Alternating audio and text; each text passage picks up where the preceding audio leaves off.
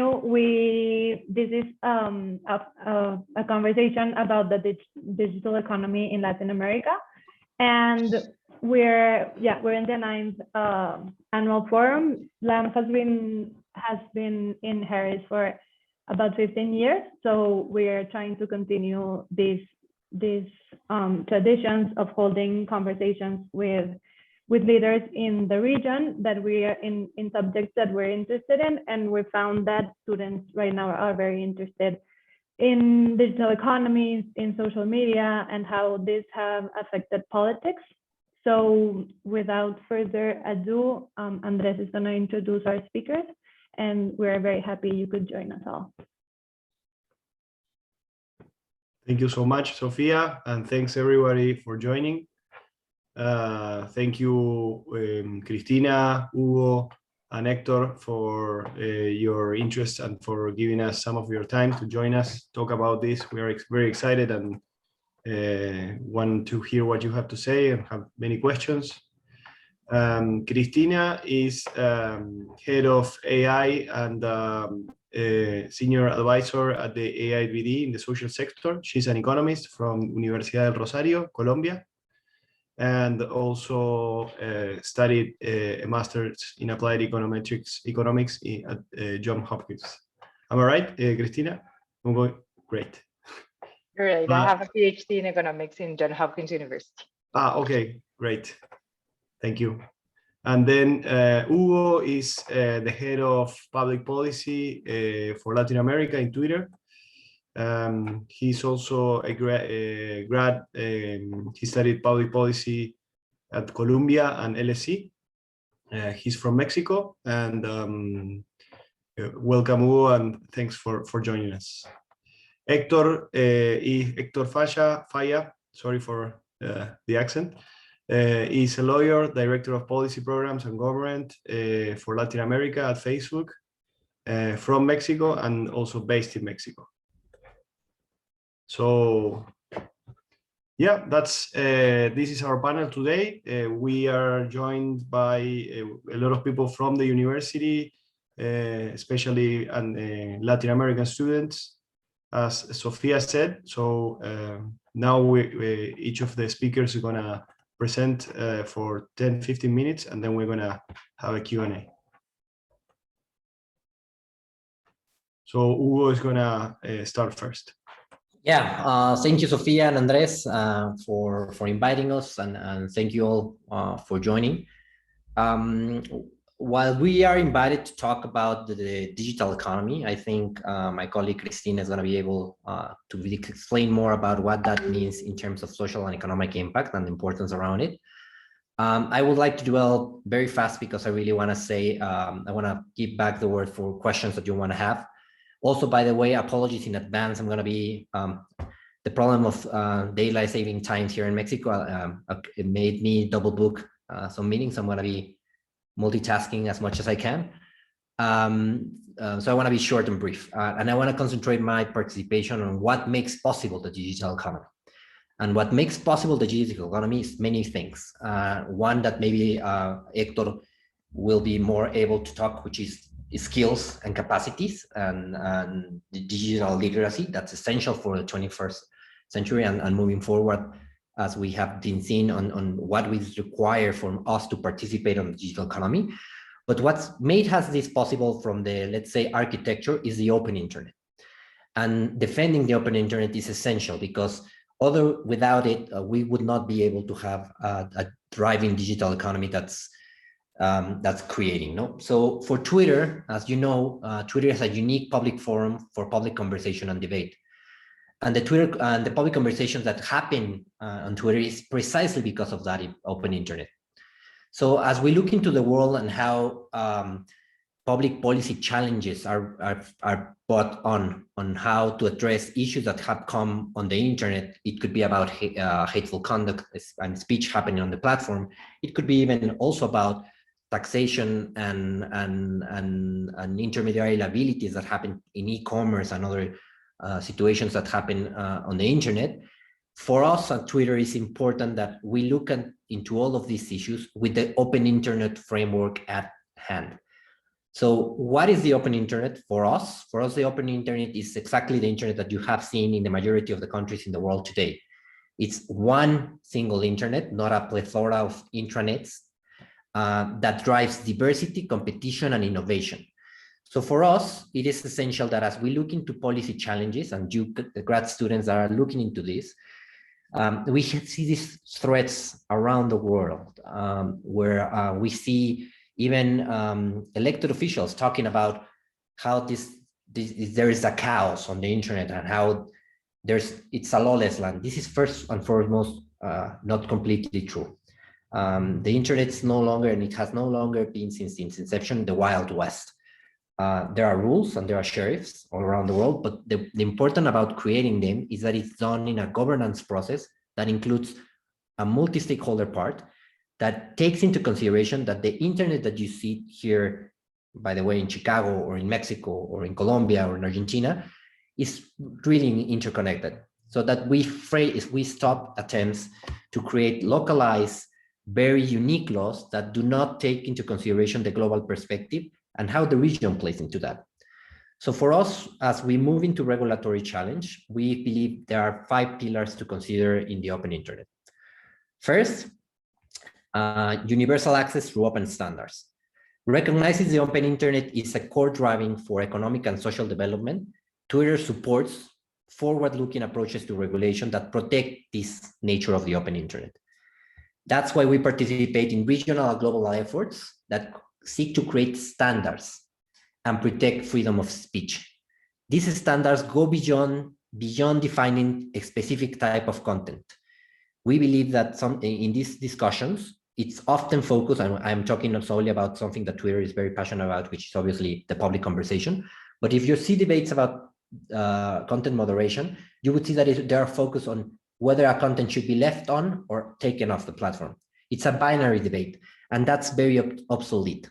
We believe as we move to the open internet, we should evolve this discussion and not talk about solely what type of speech is allowed, but the visibility of the speech. How is it shared? This is really global conversation. Why? Because there are countries that do not agree on what's allowed or not. We have many countries in the world where certain type of expressions are not allowed. So imagine how do we maintain an open internet and a global internet if we would to take that country's law as a global law, or how the experience of the users of that country will be when they face the global internet. So their internet is very different from the rest of us.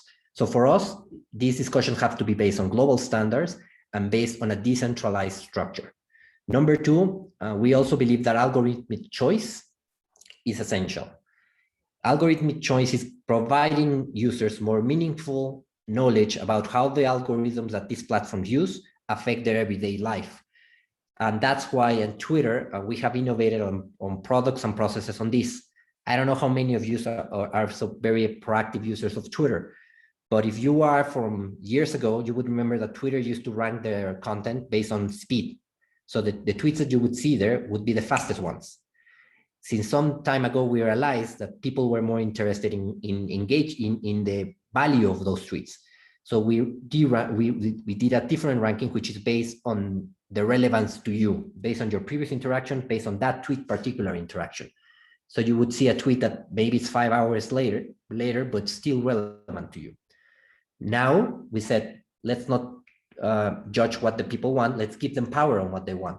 So with one button at the top of your timeline, you can click and you change it, whether you want speed or whether you want relevance. And sometimes you might need speed, as we saw for all of you that are Mexicans that are on the call. During the earthquakes of the 2017, people wanted speed more than relevance because they wanted to see what was happening and they wanted to provide real-time situation. And Twitter became the platform to do that. And this now has fed off into the product. But moving forward, we don't only believe that we as a company need to provide that choice. You as a user can help us provide that choice. And that's why I invite you, all of you, especially because I know there are some tech experts on the call and some policy tech experts on the call, to go and look into the Blue Sky project at Twitter, at Blue Sky.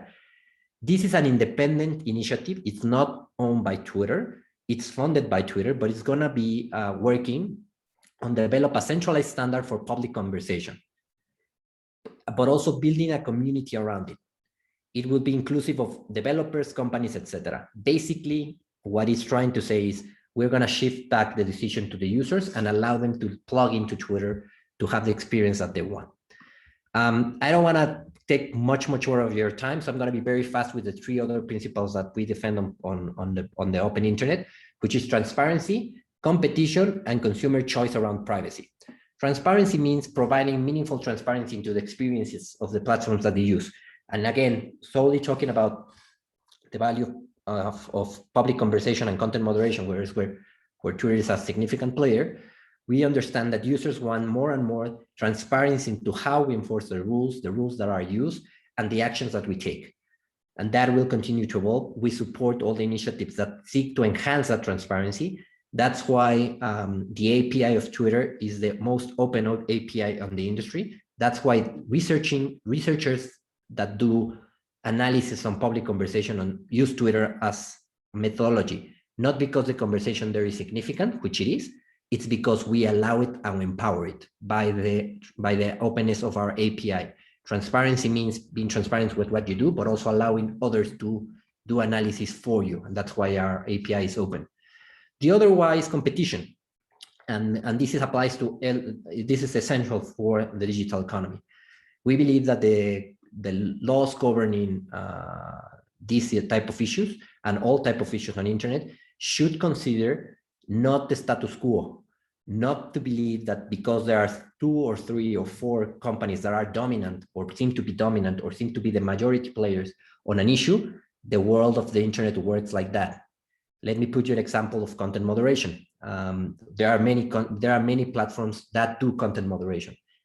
And if you do a regulation based on the standard of just 1 or 2, then you risk affecting the plethora of conversation happening. There are many platforms that do not have the same systems as Twitter or other players. So when we do about this, we need to think about not making sure that we not entrench the dominant players or the bigger players, that we allow for innovation to thrive and come. If we put the eye too hard on what is required for content moderation, there will be not players that could join because they won't have the capacity to do it.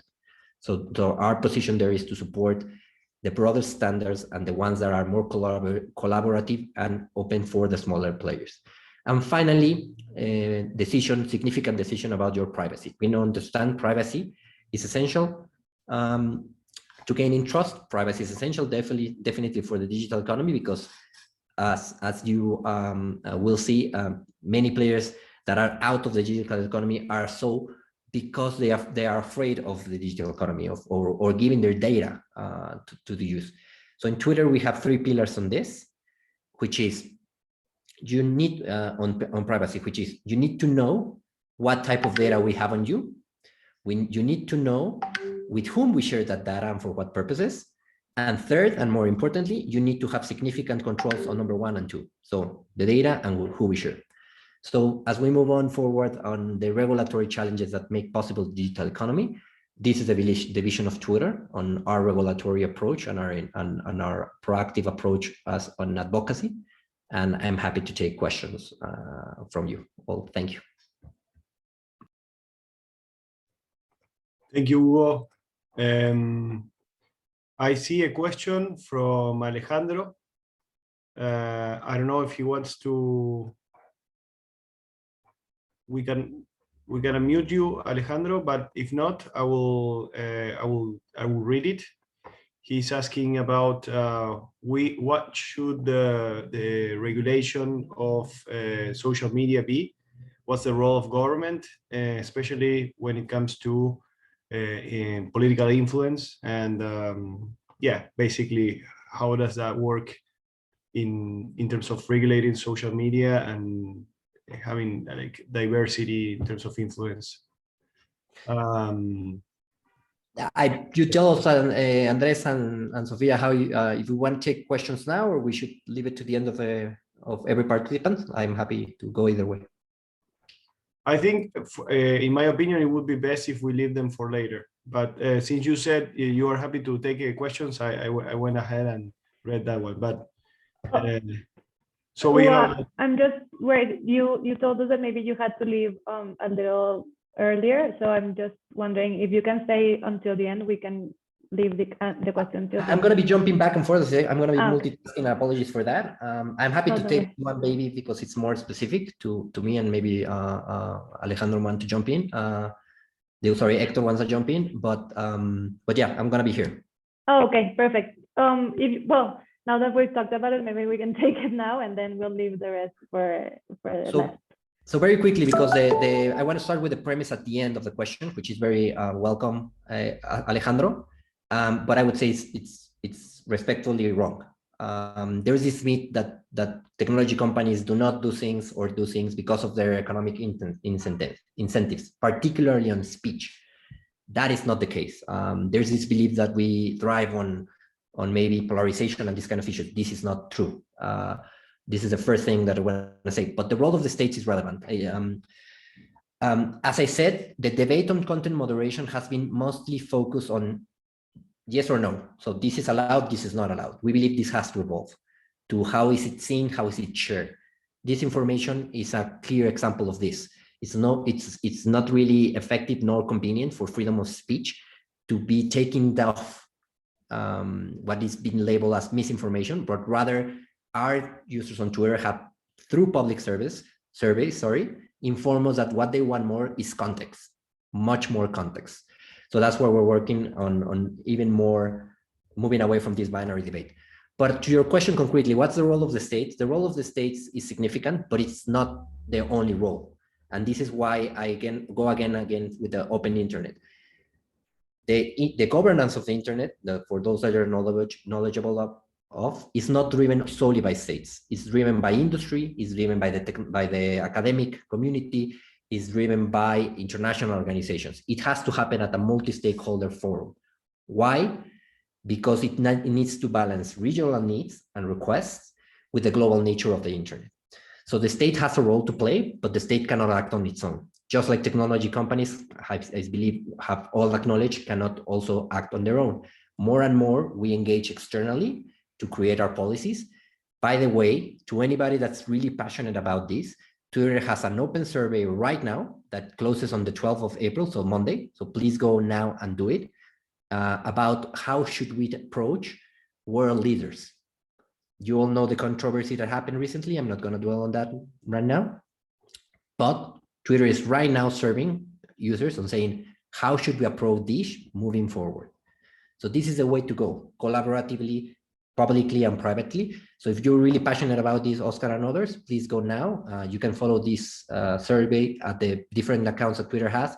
For Spanish speakers, I recommend you to follow at Twitter Seguro. I'm going to put it on the chat. Thank you, Hugo.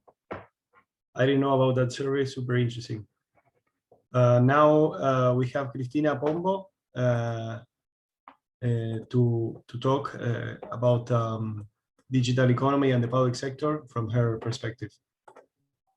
Thank you very much, Andres, and it's a pleasure to share this panel with Hugo and Hector. Being the voice of the public sector is very interesting to have this conversation. I'm going to share some slides, Andres, if you don't mind. So let me do it here.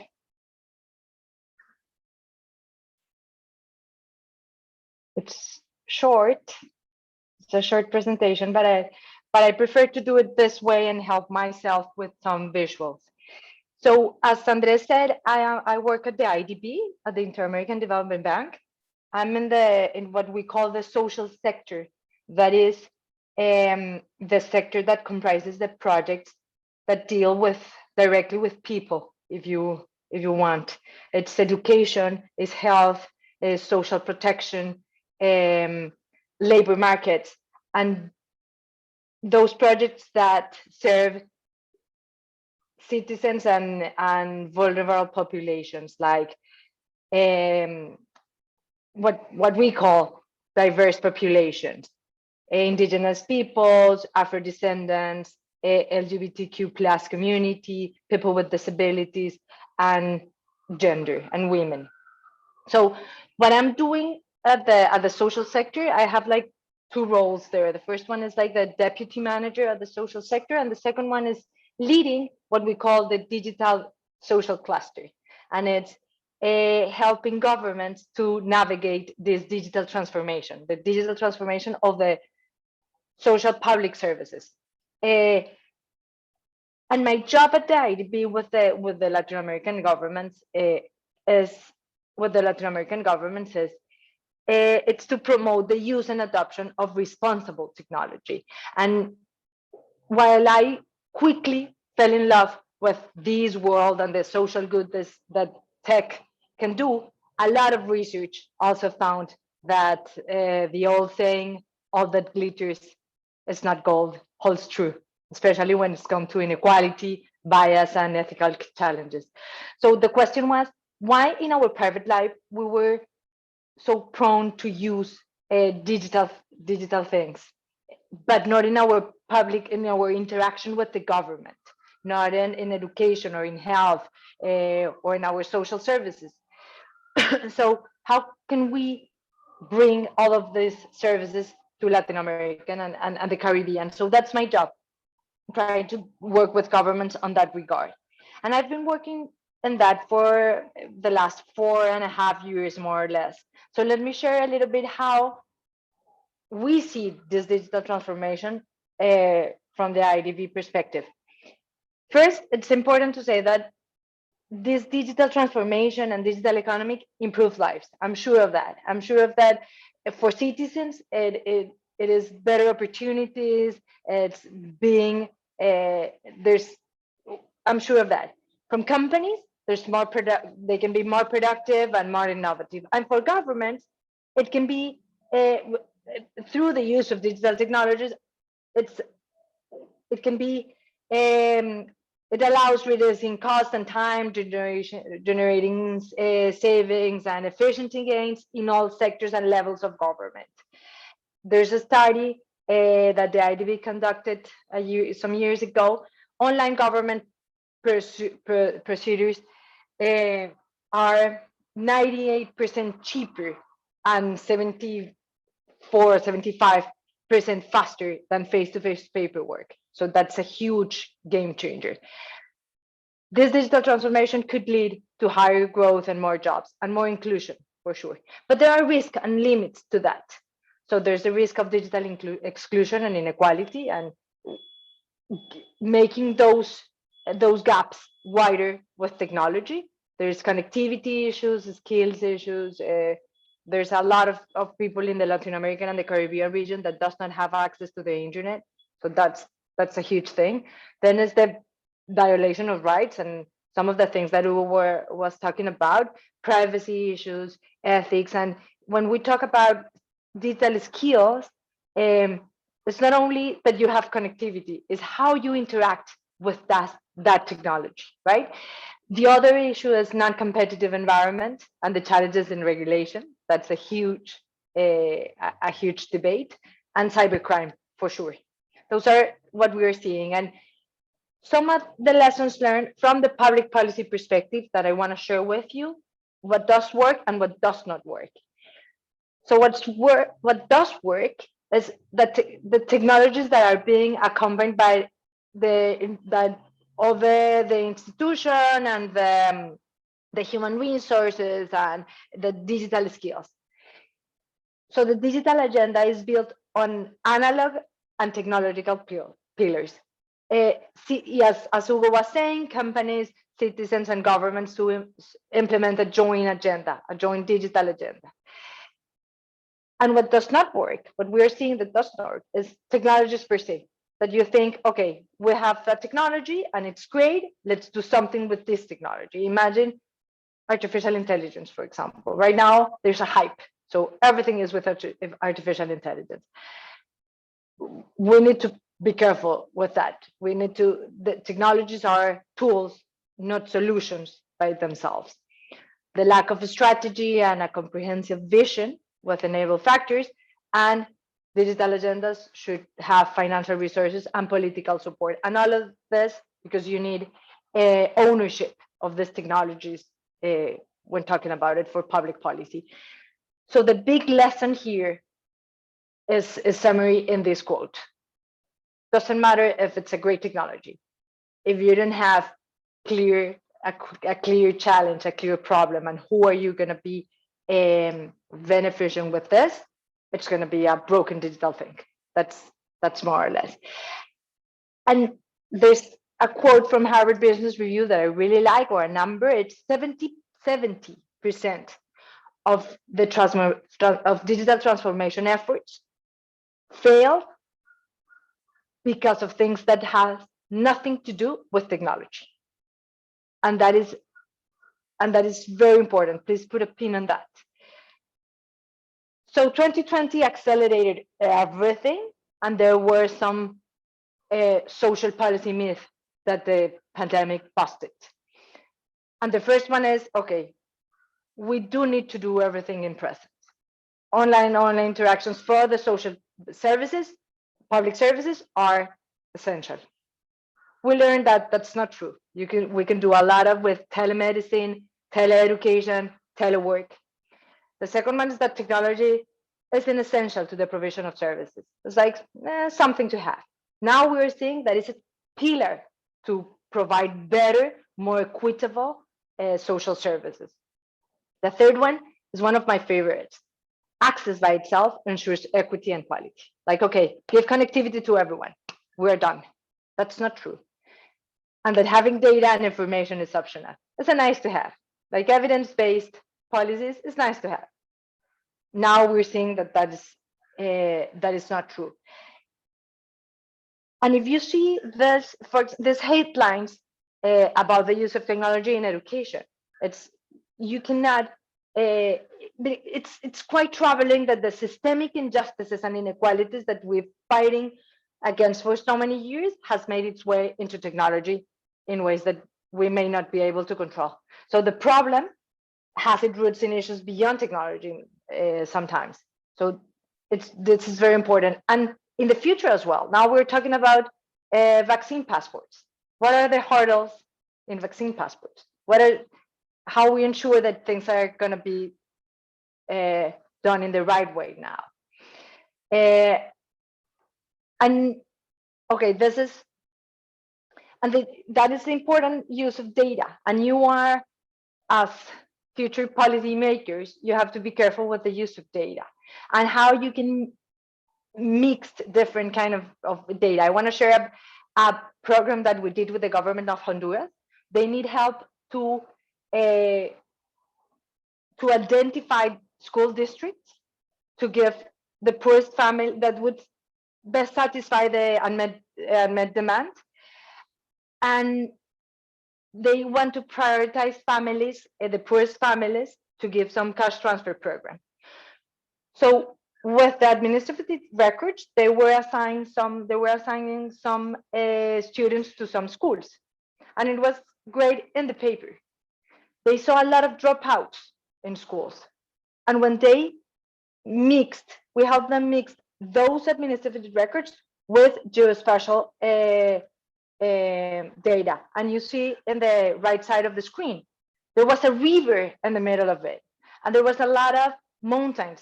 It sounds like, wow, of course, but sometimes policymakers are not aware of these technologies to make better decisions, and that's not a minor thing.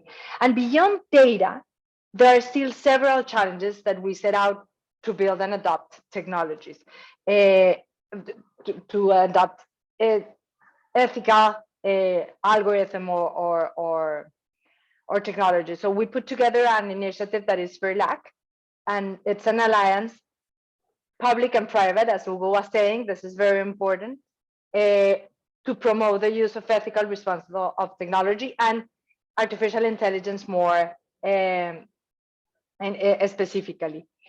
So I think that it's crucially important that we develop these systems and all this technology in responsible ways, so the bias of today are not baked into the technologies of tomorrow. And more important, that we must first improve the culture to overcome the most pressing challenges and advantages of the benefits of technologies related to the inequalities that we are seeing in Latin America and the Caribbean. So this is what I wanted to share with you. I have all the numbers of all these things. I wanna, as Hugo said, I prefer to listen to your questions. So it was a short presentation on this to give you a sense of what is the meaning of the interaction between technology and government. Thank you so much, Cristina. Super clear. Now we will have Hector Falla. Yeah. I don't know how to stop share. Yeah, sorry. Thanks. Thank you very much for this welcome, Andres. So I want to say hi to your classmates from the University of Chicago, and also to my students from Universidad Iberoamericana, from my class on digital law, who are attending this meeting. I understand the mixed feelings that the pandemic represents to you all in your academic experience at Chicago, and the powerlessness of not being able to touch with your hands the buildings of the university or even smell the scent of a classroom. I'm feeling the same way. On the one hand, I miss very much working at Facebook. We have lots of social areas where we can interact with each other or relieve some stress. And today I'm in meetings back to back all day, and it's been hard, really hard. I live in Mexico City with my wife and 3 kids who haven't seen a school playground in more than 1 year, and it's been really hard. However, you did not lose your academic program. I still work at Facebook, and my kids will be forever part of a generation that leveraged virtual experiences since kindergarten, and all this thanks to technology. It's very important to recognize the social value of technology more than ever, and it's very important to come to terms with technology, because we don't want to fight with technology, because technology is, as Cristina was saying, part of our lives, and we can make it a good part of our lives. So with that in mind, I want to congratulate Latin American Matters, your association, for making the best of your experience in Chicago by bringing together great leaders in a region like Hugo and like Cristina to discuss important topics like the ones we're discussing today. So the first thing I want to do is share a short presentation that I brought to you, and the first one, the idea that I want to convey today is why bridging the digital gap in LATAM is essential. And the main message will be, Cristina already said how important access is. Hugo already said how important free speech is. And my argument is that access and free speech are necessary, but not sufficient elements for the social, cultural, and political development of our region. We also need education for in a region where we have huge marginalized groups. So in my entire career, I have focused on education. And this vocation, this passion has led me to study the complexities of our region while I studied my master's degree at Georgetown and worked at the Latin American program of the Wilson Center. I also had the opportunity to work in the public sector at local and federal levels, including Congress and the Ministry of Education. And now I'm teaching digital law at Universidad Iberoamericana while combining my work at Facebook, where we use education to empower communities to unlock their potential. So we don't have to talk a lot about the effects of the pandemic in our region. We already know how much it has hit us economically and socially. We did a special report with the OECD and the World Bank called Global State of Small Business Report. And we found that small businesses are the hardest hit in Latin America. 85%, however, of internet users globally are now shopping online, and technologies have been a real lifeline for many small and medium businesses during COVID, and will be essential for recovery and for innovation and for the evolution of these small businesses. Look, just above 76% of Brazilians and Mexicans internet users between the age of 16 and 64 are active online shoppers, which is very important.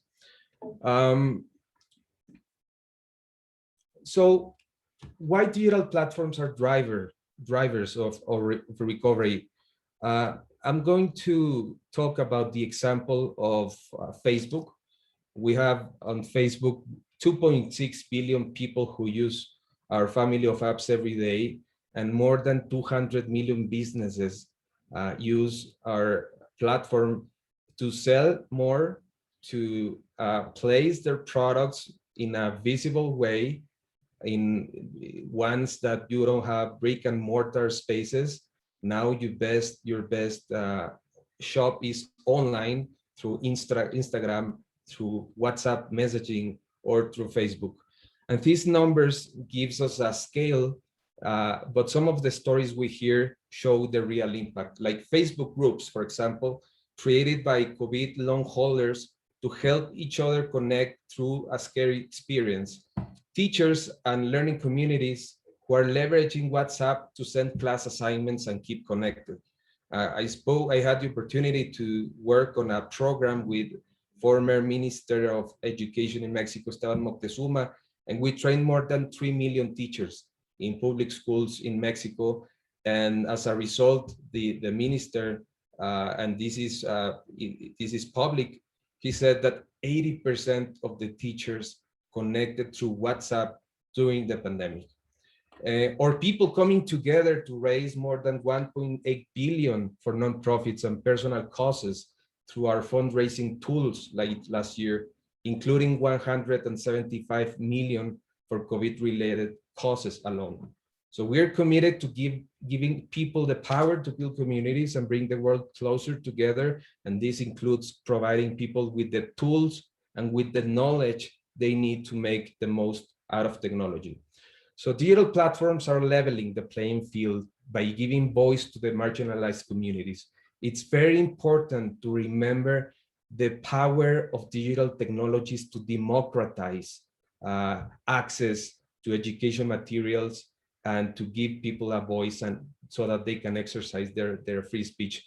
Like Marisilvia from Oaxaca, who has built a collective of women artisans from indigenous communities, designing and making clothing using traditional fabrics and embroidery, and earning incomes to sustain their families and support their region's economy. Take a look at this short video.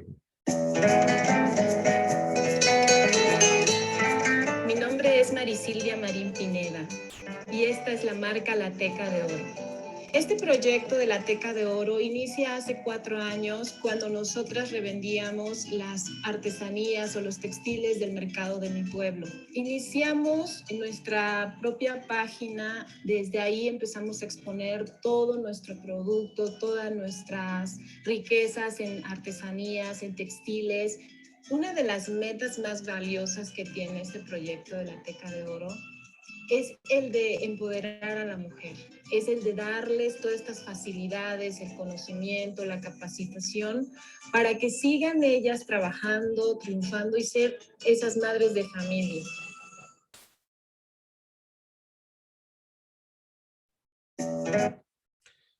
So there's Latin America is a region with very talented people with innovative ideas and so much entrepreneurial potential. SMBs, small and medium businesses, comprise 99.5% of firms in the region, with almost 9 out of 10 classified as micro enterprises, and they generate 60% of formal productive employment. They are at the heart of our communities, and they are the economy's engine.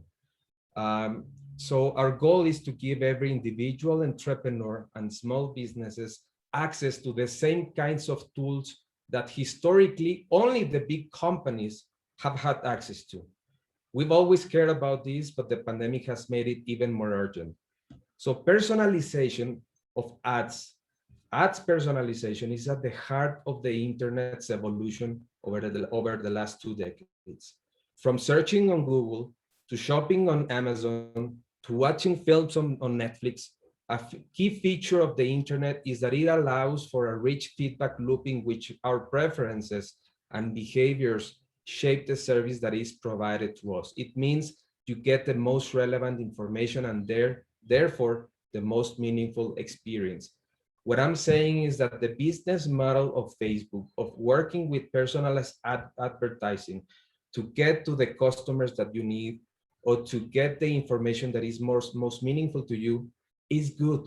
That working with data in a way that it protects people's privacy, in a way that it foments innovation, in a way that it democratizes and gives access to the poor, to the tools that only the big ones had in the past, it's a good thing. So it is being very easily stigmatized to say that working with data is harmful because we don't know how data works for companies like Facebook. That's why we are more open than ever to make progress, to make improvements, to discuss with governments and with society changes that we need to make, or also educate people on how the business model works in a way that detonates development in our region.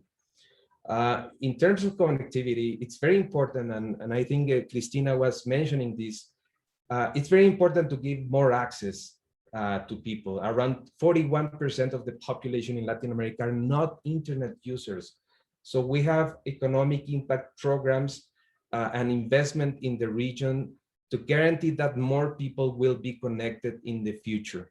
And this represents more than $27 billion dollars per year to the region in GDP, 178,000 new jobs, and 500 million per year in customers surplus. We have digital literacy and citizenship programs. We don't think that citizens are people that will be always a victim of harmful content or misinformation. We believe that citizens have a role in society in understanding how to behave responsibly with other citizens, in detecting and identifying legitimate and good sources of information and differentiating it from misleading sources of information, to know how to respect others, how to prevent bullying, and how to protect their privacy and protect everyone's safety online. So we believe that citizens have a role, and that's why we are doing our part. We are eliminating 95% of hate speech in Facebook, for example. We have programs in which we have trained thousands of people in Latin America on digital citizenship skills. And we are also making sure that our board of advisors gives us feedback always on how we can constantly improve our platform. In terms of COVID-19 response, we have, and these are our learnings from the 2016 election, for example, in the US, where Facebook was hugely criticized in terms of fake news and misleading information. So now we are working to create COVID information centers, for example, and 2 billion people have connected with authoritative sources of information like health authorities from different countries, or the World Health Organization and UNICEF. And over 600 million people have clicked through to learn more. So we have cross-sector partnerships. Nothing that we do it on our own. We do it with our partners, which are NGOs that have very important local knowledge in the countries that we work with. And one of those programs is called Misión Paz Escolar, in which we use virtual reality. This is a program that I'm sure Cristina will love, to train students of public schools on how to reduce violence through the improvement of the social and emotional skills that they need to deal with different scenarios that are around the phenomenon of cyberbullying. And just to wrap up, we are living in a unique moment in our times that at the same time that imposes many challenges can also open new opportunities. So I would like to leave you with three main ideas that I feel are key to approach development and recovery efforts in the region. The first, unlocking the entrepreneurial potential of Latin America will create a more resilient, inclusive, and equal society. So we need to make sure that cross-sector efforts can support those that have been disproportionately hit by the effects of the pandemic, like women, like indigenous communities, like micro and small businesses. Second, in the coming months and years, education will continue to be a critical element to bridge the digital gap in Latin America, to empower communities and to inspire more stories like Marisilvia. And finally, collaboration across sectors. If the pandemic has taught us anything, is that we cannot solve big problems alone. We need the engagement of public, private, civil society, and academia actors to develop schemes and approaches to tackle problems that are global and that are multifactorial. This is a global pandemic. This pandemic needs global answers. The internet is a global phenomena. It needs global approaches as well. Finally, I know that it's been said that you are part of Generation Z, and Generation Z stands for reshaping, rethinking, resilience. And I know that you will be part of the changes that will define in many ways the future of the internet. Thank you very much.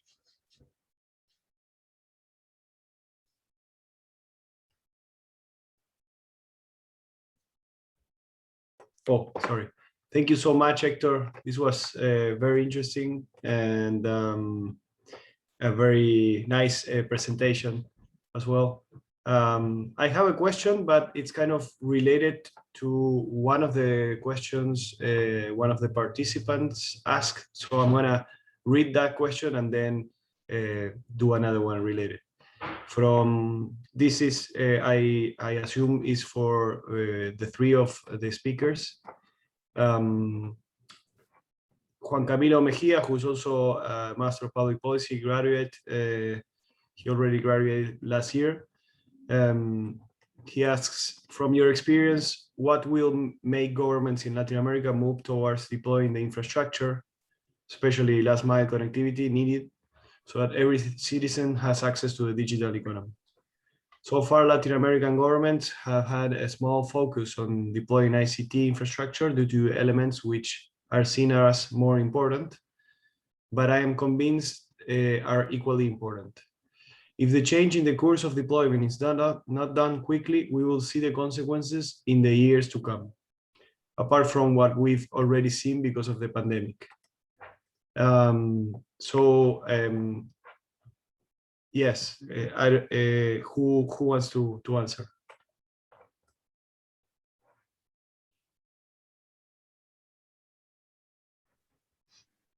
I can take it. Cool.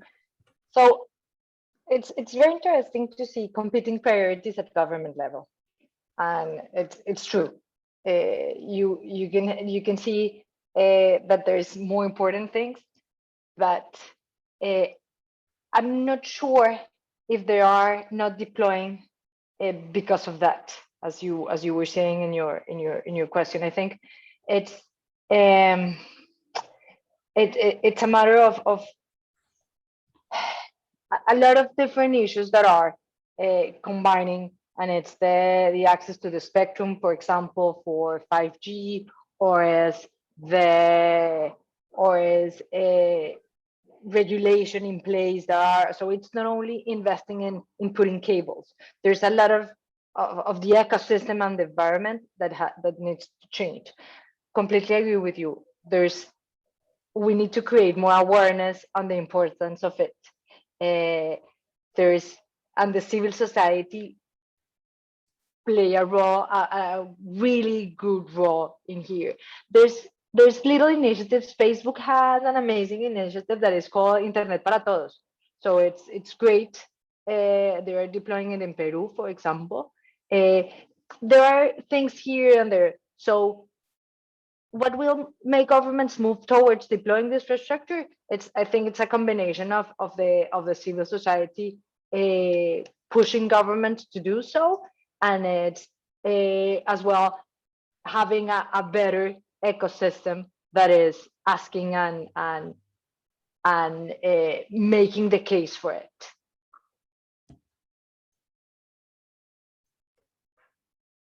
Thank you, Cristina. Hector, do you want to go with a response? I would just say very briefly that it's very important for governments, civil society, and NGOs to create digital agendas that are ambitious for the different countries. And I believe that regional actors like the Inter-American Development Bank or even the Organization of American States can play a role to work on cohesive agendas that are not just country level, but also to push for regional agendas. And I know that they're doing it, but I think that there's still a lot to do to push for a regional agenda, to see this as a collaborative effort of different actors to really do it. I really believe that Latin America is lagging behind in many ways in terms of connectivity and access, and the digital divide has only been worsened with the pandemic, and we need a very ambitious policy agenda that counteracts the effects of the pandemic on the digital gap, and that establishes longer-term visions of development of infrastructure, especially in rural areas, and especially for a population of the base of the pyramid. I will only add to what my colleagues have said, and I think Cristina dwelt into what the importance about digital skills. And often I've been in, I don't know, guys, 20 debates about either infrastructure or the rules around infrastructure or the rules around, but not about the digital skills. Like it's very easy and very fast to create rules on that, but where do we see the curricula about digital citizenship or media literacy inscribed since primary school, secondary school, including, you know, when we were growing up, someone showed us how to behave at our house. Is someone showing us how to behave in the digital world? And this is something that needs to be inscribed. It's harder and it's much more longer term. And to be very honest, it's less sexy for regulators to tackle this, but it's as equally or more importantly needed. I think that what Hugo is saying is super important. So the access problem has mainly three reasons. The first one is lack of infrastructure. Second is, even when people have infrastructure, they don't have the resources to get the connection or to pay for an internet service. Or third, even when there's infrastructure, or when people have the resources to get the service, they don't know how to take the most of the internet, or they don't know how to use it. And we see from Facebook that there's a lot of opportunity in Latin America for people that have connection to better understand how to leverage those technologies or platforms. And I have one idea for University of Chicago students.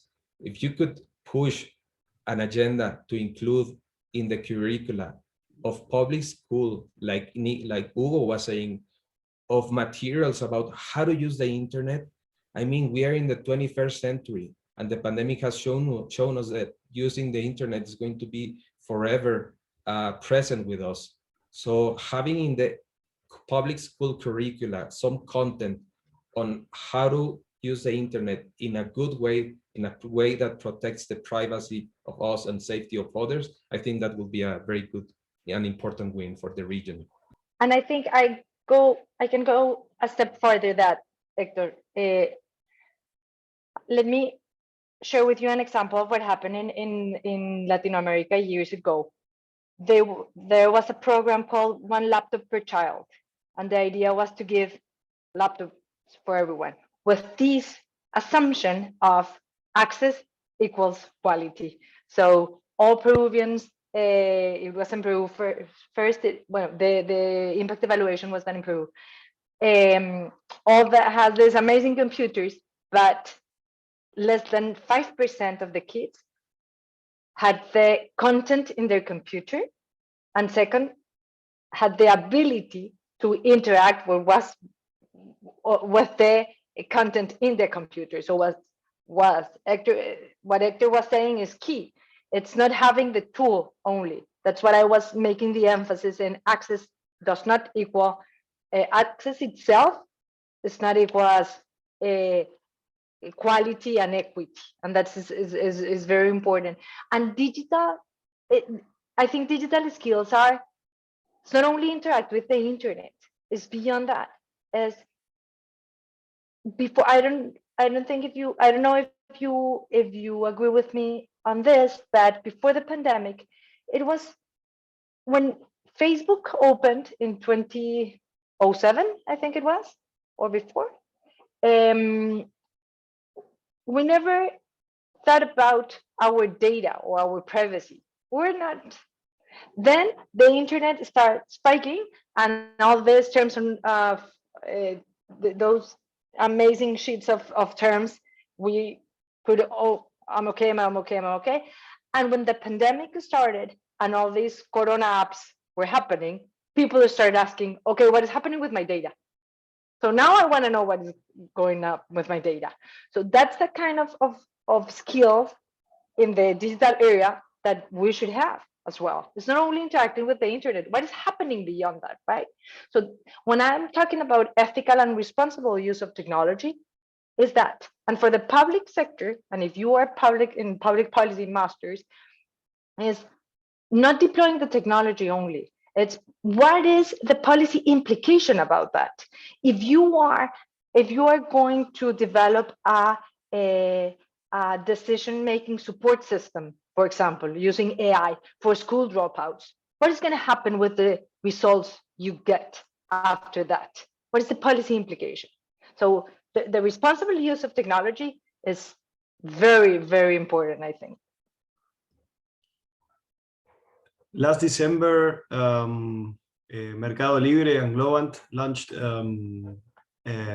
course with scholarships called Certified Tech Developer, and it's incredible the impact it had.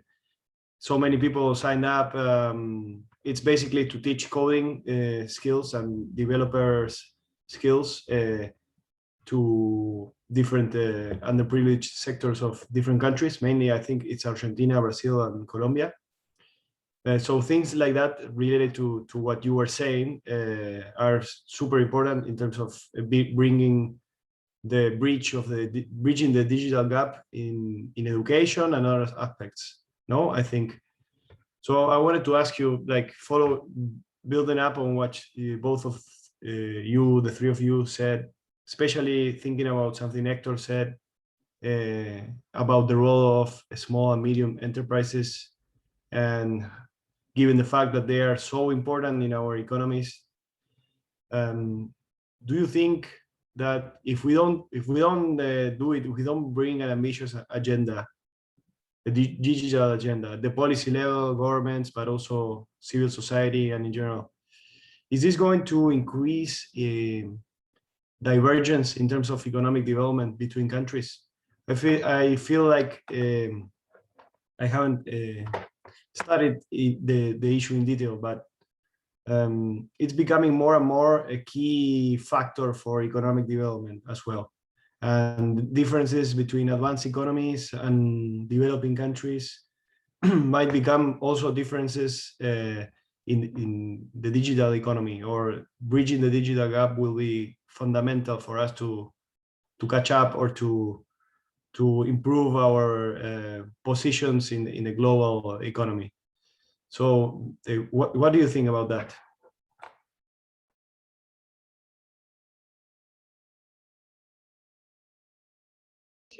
I think this is, Cristina, I'm sorry to put you on the spot, but I think this is more of a question for the IDV. But it's definitely the risk, Andres, on what we were saying about not having a global open internet and entrenching the bigger players and not thinking about the conditions that allow for the smaller players to innovate and arrive. And when you're analyzing this as public policy masters, just think about how many unicorns have come from the region. There have been some. There's one actually really big right now, up and coming, but there should be more. If you think about the conditions that create these businesses, it's not based on primary commodity that's only done in certain type of weather or certain type of land. It should be easier to be having a much more balanced distribution of these enterprises growing up, and nonetheless, it's happening still concentrated. So that's why it's very important, as you think about, as Cristina said, not only policy creations, but every type of regulation, how it impacts the global structure. It's not really, when we're thinking about it many times, and I've been told this in debates, is like, oh, you're talking about global because it protects you as a global company. It's not so. This company has become global, but it was born somewhere that allowed it to grow. So when you're thinking about these regulations, think about how it affects the little player. But about the specific risks, I would leave to the more knowledgeable peers here to answer.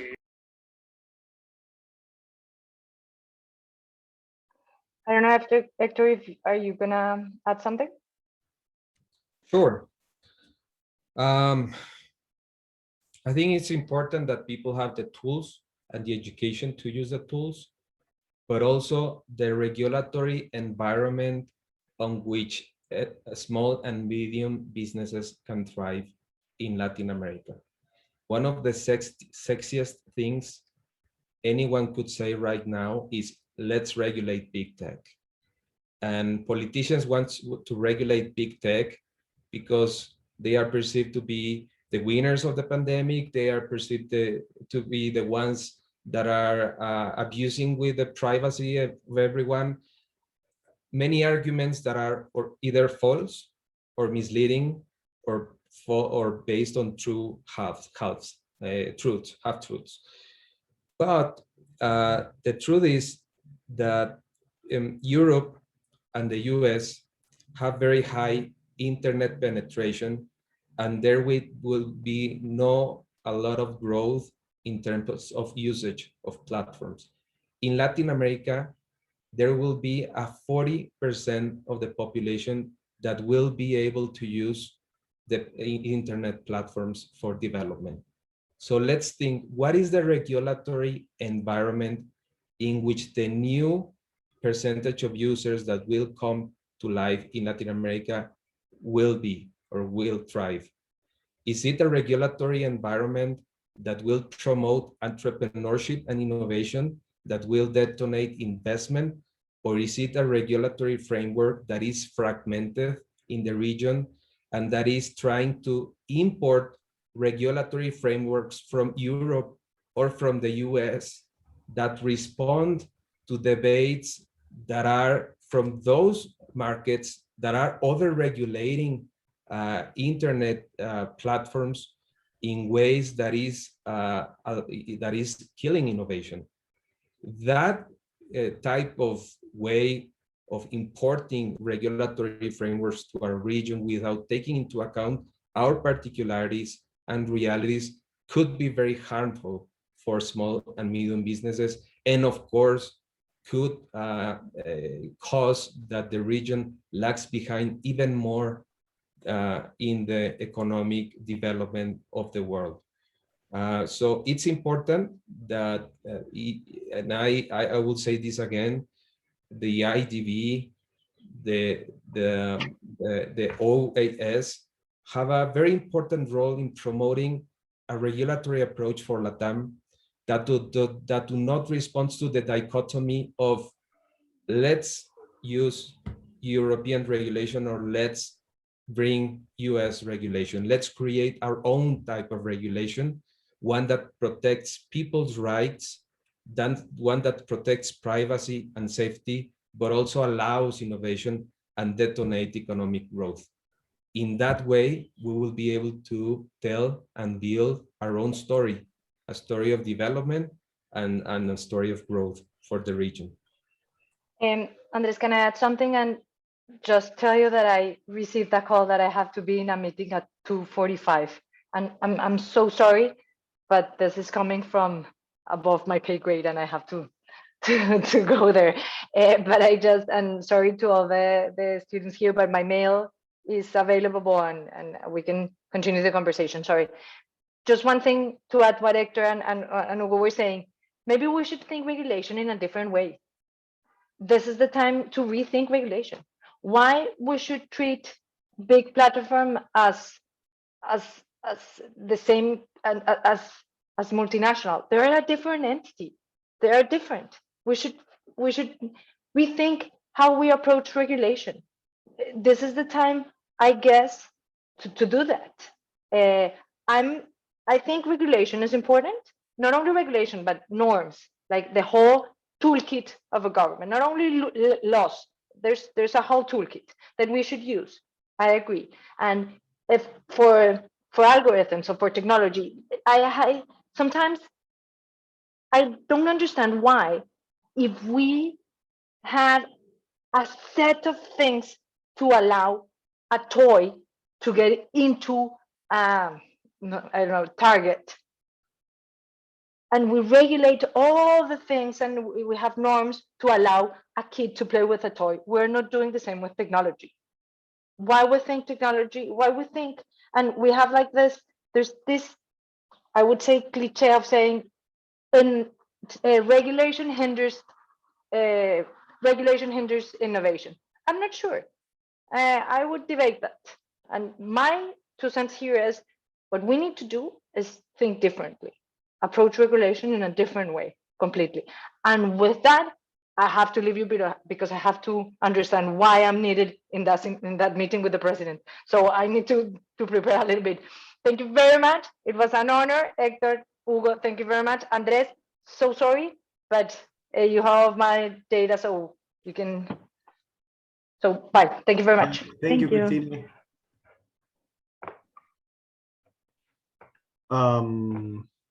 Yes, super interesting what you all said. I leave without some thoughts and notes.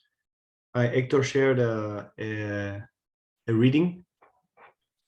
So it's a recent article from our VP of Government Relations and Communication, Nick Clegg, and it says, it takes two to tango. It's about how algorithms work, how we use personalized advertising to help SMBs grow, and I think it's really good.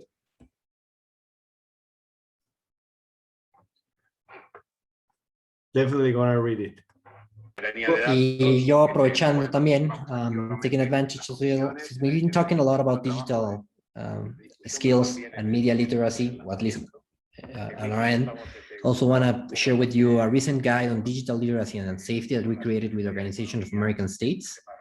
That's an example. This is a much more targeted example for free speech, and particularly as we are having mega electoral cycles in the whole LATAM. But it's an example of the type of things that we take for granted and we don't do, and we need to do more. Just as everybody might be aware, the Rapporteur of Freedom of Expression of the Americas just recently called for an inflection point of freedom of speech on the region based on the radicalization of political speech. But when he's saying that, it should be a mistake, and you can read the statement, to just think about one cause of this. There are many causes of this. One is the responsibility of public officials using the voice. The other one is actual content moderation that falls into the realm of social media platforms, if you will. And third and lastly, digital skills like digital citizenship. So this is an effort on Twitter to contribute to that roadmap. I don't know if I really recommend that you guys have a read on it. And just another thing that it's important to take into account, what's the role of digital platforms in politics? In a moment where you cannot, when I was younger, used to participate in politics, and I would go from door to door, knocking the door and asking for anyone who lives there to talk about about participation in the electoral arena. Now you can't do that. We are in the midst of a pandemic, and politics and elections in many ways are happening on Facebook, on Twitter, and many other digital platforms.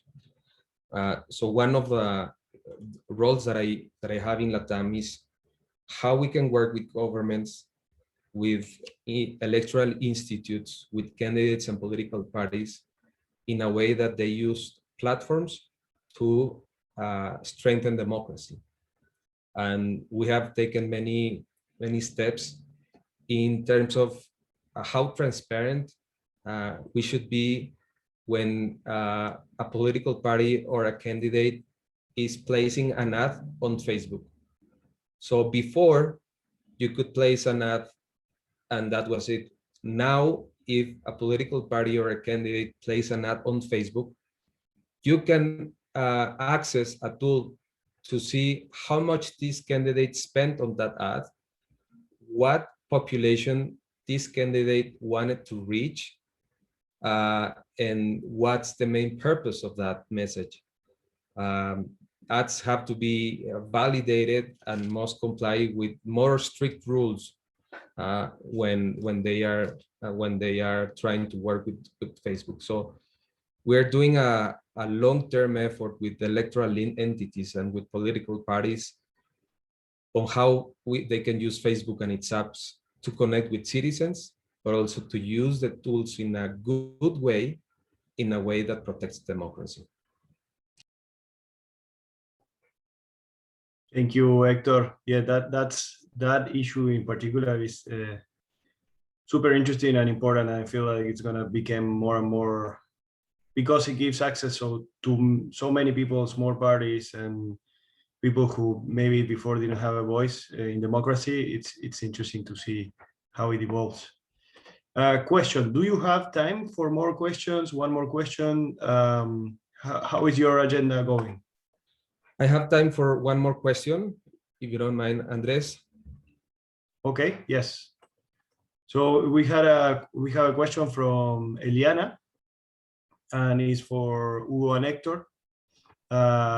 Based on the recent event of Trump being banned from social media, have you ever encountered a similar situation in Latin America? What are the factors you took in consideration? I would also add, like, what you address this as the role in political influence, and in general, it's like the hot topic right now. So it will be super interesting to hear your opinion about it. So we found that President Trump violated our community standards, and we suspended his account. And whether that account will be enabled again is a decision of the Oversight Board. The Oversight Board is a body created by Facebook. It's independent, and their decisions are binding. That means that even Mark Zuckerberg cannot undo a decision that the Oversight Board has made. So if the Oversight Board, which is composed of judges, journalists, philosophers, and many experts from the world, if they say that we need to return the account to President Trump, we will need to do that. And the same if the answer is the opposite thing. And whether we have found similar situations in Latin America, yes. On March 26th, we blocked the Facebook page of Nicolás Maduro for 30 days due to repeated violations of our misinformation and harm policy related to COVID-19. We follow a guidance from the World Health Organization that says what can be said and what cannot be said in terms of COVID, because that can cause harm, like, for example, miracle medications, like the one that Nicolás Maduro mentioned. So we freezed his account for 30 days, and in 30 days will be ready to be used again, but now he has a strike. I think one thing to take into consideration is it has been, at least in my experience talking with many regulations in the region, misunderstood the reasons behind that particular suspension. If you ask many people, will say, "Oh, he was lying." That's not the case of the final suspension on at least on Twitter's end. It was more about the incitement of violence, which is one of the more important rules that we have on Twitter, and one of the most important things that actually creates content moderation. If you go into the logic of why there needs to be content moderation, is to precisely deter real world harm. And the evidence in every scenario showcased that there was real world harm and there was a real attribution to that correlation. So as well, the rules on Twitter are applicable to everybody. This also was not created. That's also the belief that there was a creation of a specific rule. In this case, it was a continuum of certain rules that were already drafted. One, inciting of violence that exists since a long time ago. Two, we had done a clear guidance on public officials and what that means when they violated the rules. And then as Hector has mentioned, also in the context of pandemics and in electoral integrity, there are particular types of actions that can lead to enforcement, and so the decision there was consistent and was done as permanent. And it's internal of the region, as Hector has mentioned one case, there are other cases as well, based more on these criteria, and that's the criteria it's been applied. But as Jack Dorsey said on Twitter, that decision was not done lightly. It's a decision that has been, the implications of it more than the decision itself were more at this juncture in time occupied on the future ramifications of this. And that's why, again, I put it on the chat already, and I invite all of you, if you are passionate about freedom of speech, passionate about content moderation, passionate about the open internet, provide your input. We're asking, based on hypotheticals, what would be the way to go? And this is very informative to us. That's actually also a way we created our own strategy around how to tackle misinformation on particular topics. And again, it's because on the survey that we created and based on expert consultations that we did, we know that the majority of people and experts want more context instead of just a binary decision of up or down. So please go out and provide that input. And just one final note on this, based on my experience in Latin America, let's also not let our personal bias judge into this. Since the decision has happened, I can tell you from all the political spectrum, they were like, excellent, I hate this politician, please kick him out. What's the rationale? He is obnoxious or he's hateful. What's the definition of hateful? He just said bad things. This is based on standards, global standards, actual factual interpretation, and it's based on that.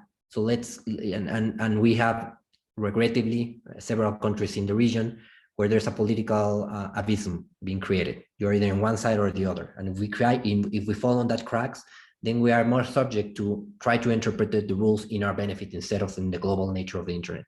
So please provide comments in the survey and join this conversation so we can have a true global discussion on this. Perfect. Thank you very much.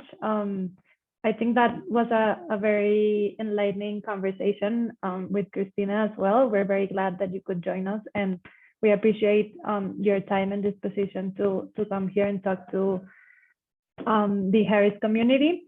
I just wanted to point out that two of the main objectives of the forum are to promote the debate of relevant issues in Latin America and provide understanding of the most pressing challenges so that we can know how we can contribute as policymakers. So I think these objectives were handled in this conversation. We talked about this thoroughly, and we all learned a lot about digital economy, and both in the public and private sector. So I would just like to thank you for your time and for being here, and hope we can continue this conversation outside this forum and continue talking to you in other areas. Thank you. Happy to be Thank you very here. I much. left some contact information there in the chat for people to engage. And thank you, Sofia, Andres, Renato, for organizing this. Thank you. A great day. You too. Thank you. Thank you.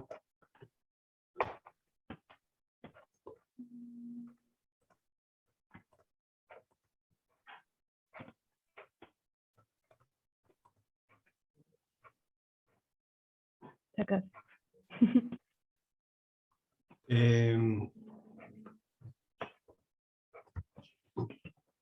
Ya terminé.